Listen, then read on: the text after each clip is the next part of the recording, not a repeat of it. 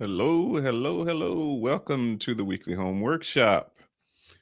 I'm your host, Terry Taylor with the Tailored Realty Team. Normally on Wednesdays at 12:15, we join you for a short little lunch break where we talk about real estate topics for buyers, sellers, investors, homeowners. It's simple, it's practical, it's easy to understand. Today, we're going to talk about on episode 17 first time home buyers mistakes and how to avoid them. Now, I know I said 12:15 and I know it's about 10 minutes after 1. What happened? Well, technical difficulties. I just did a whole episode. You may have seen my mouth moving. Hopefully, no one joined and said, "What's this crazy joker doing?" But yeah, so I had a slightly new setup, and quite frankly, I did not have the speakers on. I had my mic on, but not the speakers, so it wasn't picking anything up. My apologies. So we're just going to turn right around and redo this episode, give you the information again, so it's something that you can use and share with your family, friends, and loved ones. Let's go ahead and start out with our first segment. First thing we want to look at, and we're going to dive right in, is why buyers feel overwhelmed when it's time for purchasing their new home. Why do first time home buyers feel overwhelmed? And I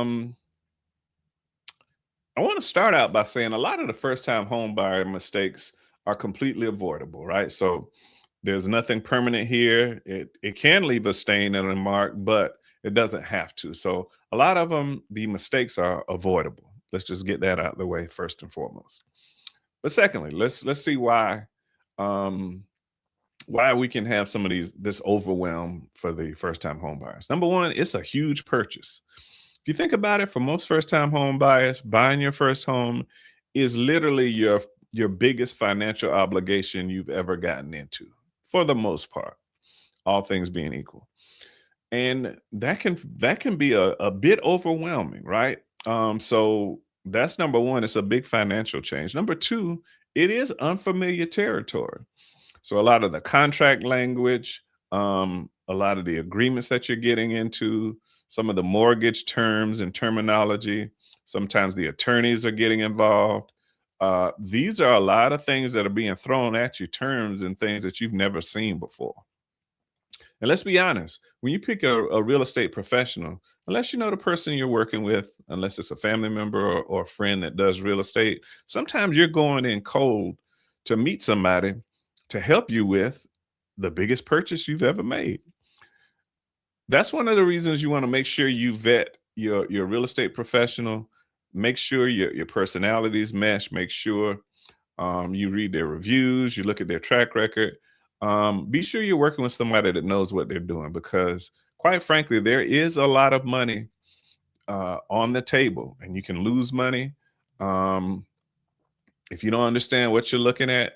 Uh, I literally just got off the phone with one of my agents to kind of explain, or one of our agents to kind of explain um, something that I wanted them to be sure their buyer knew, like what closing costs were and how much money they'd have to be bringing to the table. Those kind of things can be a bit overwhelming and a bit of a sticker shock if you don't know what you're looking for.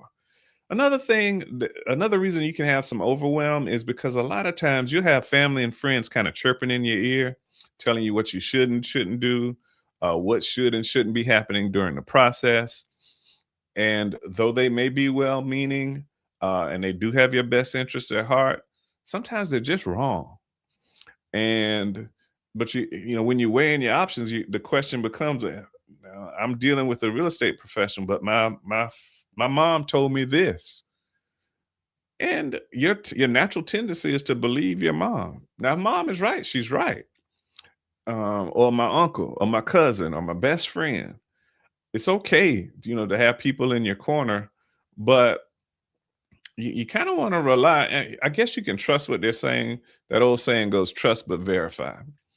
Uh, don't throw out your real estate agent just because a family member or friend says something that appears to be contradictory to what's been said. So, number one thing is, don't forget, all of these things are totally avoidable.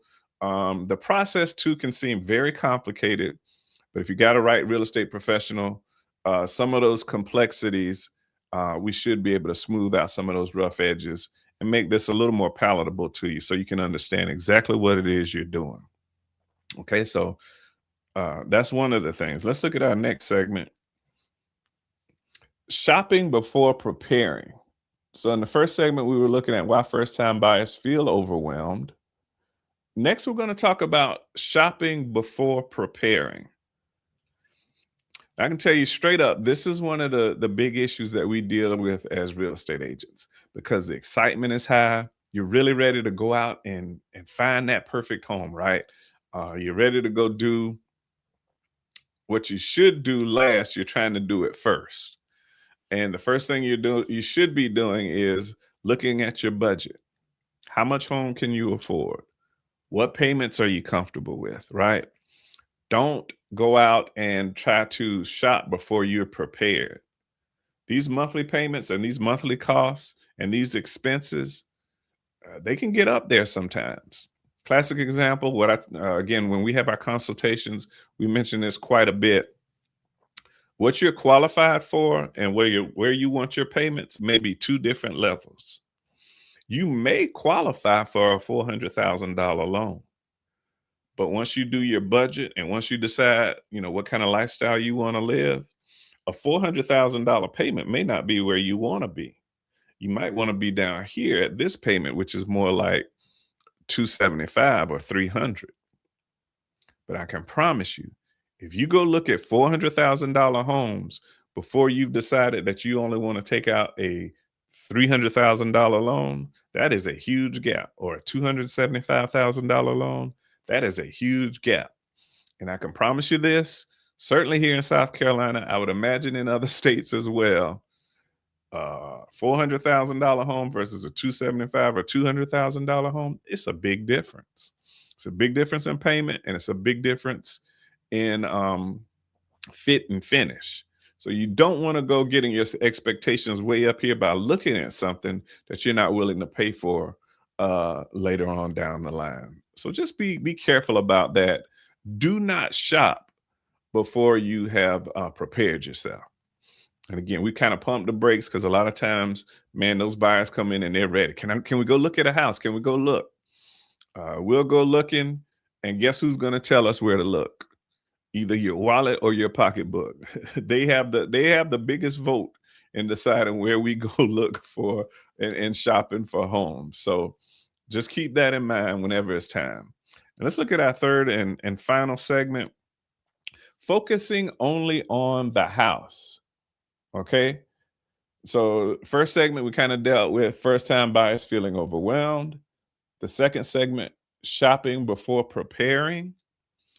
And finally, the mistake, focusing only on the house.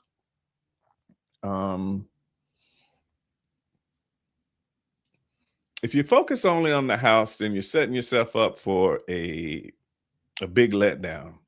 And you really won't realize it until you're actually in the home, unfortunately. So the granite countertops, the carpet, the hardwoods, all these beautiful things, lining up,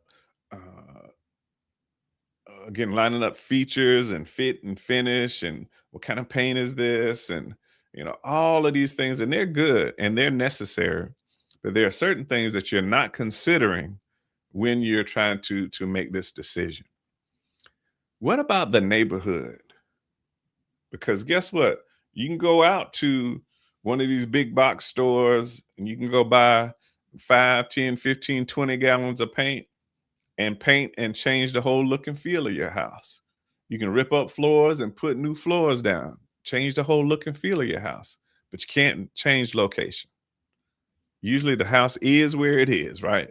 99.99% of the time, it's where it is. So you can't change location. Go look at that neighborhood. Go to that neighborhood at night. Drive through there at night and just see what the activity looks like. Drive on the weekend. What's the weekends look like? Because a lot of times when you're going to look at a home, depending on, what your schedule is like, especially if you work on different shifts, you may be looking at a home during the quietest time of the day and it looks beautiful.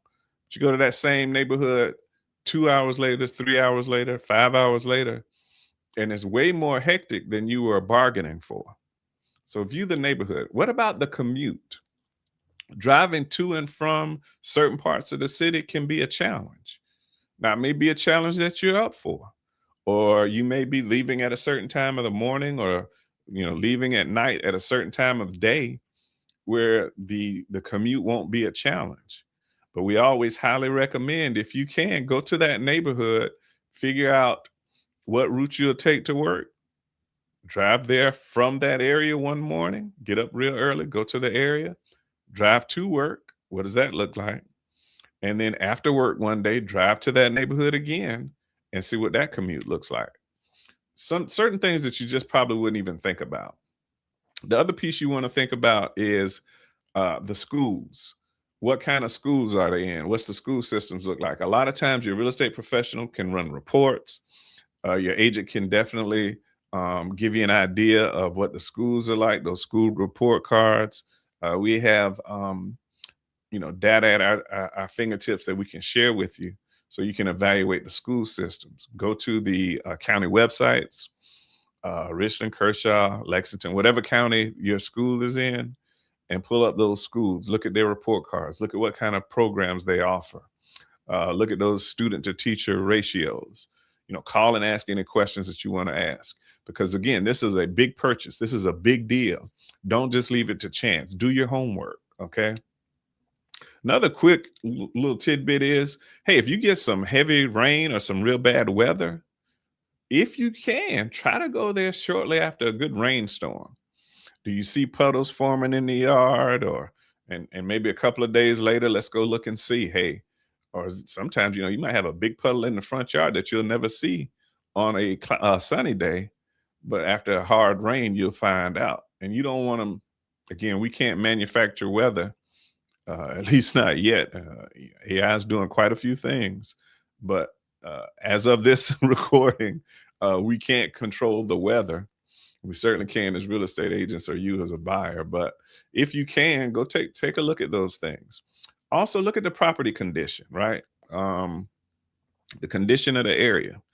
A final point in this, focusing only on the house piece, don't forget, if it's not your forever home, and things can sometimes change, you may have to resell this home at a later date. And if it's, what's the best way to say this? We try to get things that fit into a normal type pattern. You don't want abstract or abnormal things. Not that they're always bad, but if it's not the typical thing or the typical layout. Here's an example. Here's an exaggerated example to kind of get you to understand what I'm trying to say. Let's say you find the perfect home, you love it, but there's a swimming pool in the front yard. And that's no big deal to you. Granted, most time HOAs won't allow this, and this is just an example. And you're like, oh yeah, I'm fine with a swimming pool in the front yard. And you live in it and you use the pool and everything's cool. But 3 years later, you have to sell that house. Guess how many people are looking for a swimming pool in the front yard? Not very many. And those are the things so what's the typical buyer going to be looking for when it's time for me to sell this home? Those are some things that you're going to have to consider. So I know one of the issues and one of the problems we see a lot of is, unfortunately, we have a lot of times where, like, even if it's a small yard, there may be a yard space that's real small, and that's a detractor for a lot of buyers. And quite frankly, that can make it hard to sell that home when it's time for resale. So just kind of consider those things when you're thinking about reselling your home. So remember, in our first segment, we were talking about why buyers feel overwhelmed. In our second segment, we were talking about shopping before preparing. In our third segment just now, we were talking about focusing only on the house. And finally, the last thing I want to talk to you about, I don't have a shot for it, but making financial changes during the process. Huge mistake. You do not want to do this. And that's a huge first-time home buyer's mistake. Don't make big cash withdrawals. Don't make big deposits. Don't make big purchases. Don't buy a car. don't extend credit, don't co-sign loans. All these are big, huge red flags because your mortgage company, your lender, is constantly looking at your financials throughout the process. So until you have the keys in hand, make sure your financial situation is stable. Excuse me. You don't want these things looking different throughout the process. You want stability until you get to the closing table. Then you can go make some of those financial changes and decisions at that particular point in time. Hey, I hope this episode has been helpful. Again, these are some of the things that you want to try to avoid, some of these mistakes. Because again, all these things are avoidable, but they are mistakes that you can make. Uh, Highly recommend, shameless plug here, get yourself a real estate professional, yeah, a realtor if you're looking to buy a home. It's a huge decision. There's a lot of money to lose if you don't know what you're doing. And a lot of times, what you don't know can cost you a whole lot of money. If this has been helpful, share this with somebody that can use it. You may have understood everything I said, and everything I said made sense. And it may have been stuff that you already knew, but it's okay. Share it with someone who doesn't know because we're trying to make sure people understand these home buying processes and make them understand and make them aware that this is something that you can do. It's not too hard. We're here for you. We're at 8012 Garners Ferry Road. If you need our assistance, come by, uh, have a buyer's consultation with us. Yolanda and I'll be glad to help you out. This has been this episode of the Weekly Home Workshop. Apologize for the confusion. We're normally here Wednesdays at 12:15. Look for us next Wednesday at 12:15. We look forward to seeing you. Take care, stay safe, and have a good one.